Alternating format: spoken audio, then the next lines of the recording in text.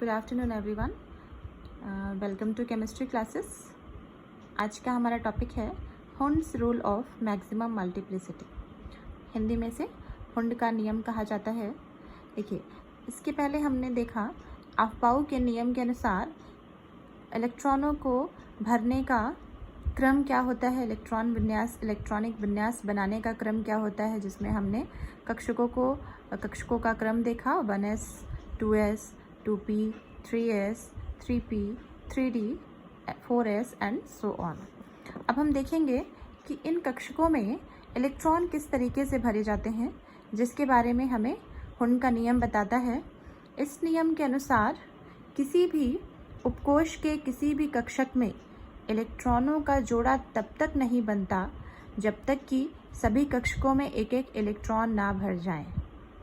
अर्थात यदि किसी तत्व का इलेक्ट्रॉनिक विन्यास हम लिख रहे हैं तो प्रत्येक कक्षक में पहले एक एक इलेक्ट्रॉन जाते हैं, उसके बाद इलेक्ट्रॉनों की पेयरिंग होती है, इलेक्ट्रॉनों के जोड़े बनते हैं। मैं एग्जांपल देती हूँ तो अच्छे से क्लियर होगा। एक एग्जांपल लेके चलते हैं।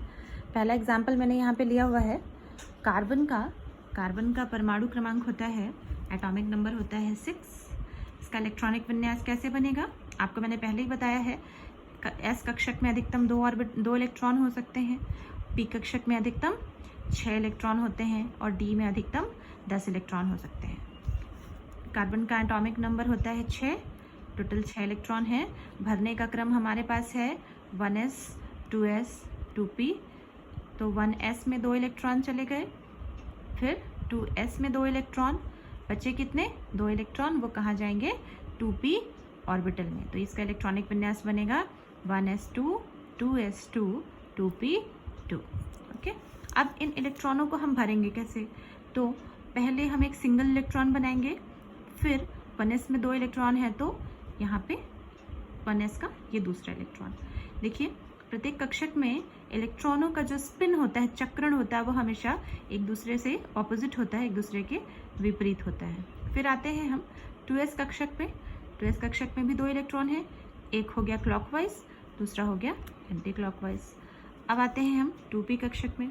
2p कक्षक में भी 2 ही इलेक्ट्रॉन है, तो पहले ये इलेक्ट्रॉन इन तीनों कक्षकों में भरे जाएंगे अलग अलग, उसके बाद इनके जोड़े बनेंगे।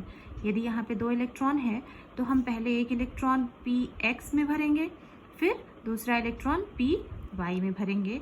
अब चूंकि इलेक्ट्रॉन 2 ही हैं इसलिए कार्बन में जोड़े नहीं बनेंगे। ये इलेक्ट्रॉन यहाँ पे कार्बन के 6 इलेक्ट्रॉन कंप्लीट हो गए, जिसमें 1s में है, 2 2s में है और 2 2p ऑर्बिटल में है। ओके, एक और एग्जांपल लेती हूँ मैं ऑक्सीजन का परमाणु क्रमांक होता है, एटॉमिक नंबर होता है 8। इसका इलेक्ट्रॉनिक कन्फिग्रेशन होगा 1s2 2s2 और 2p4, 2 तो 4 6 और ये टोटल 8 इलेक्ट्रॉन्स हो गए। अब इसमें भी सेम उसी तरीके से पहले 1s में 2 इलेक्ट्रॉन भरे जाएंगे, एक क्लॉकवाइज एक एंटी क्लॉकवाइज।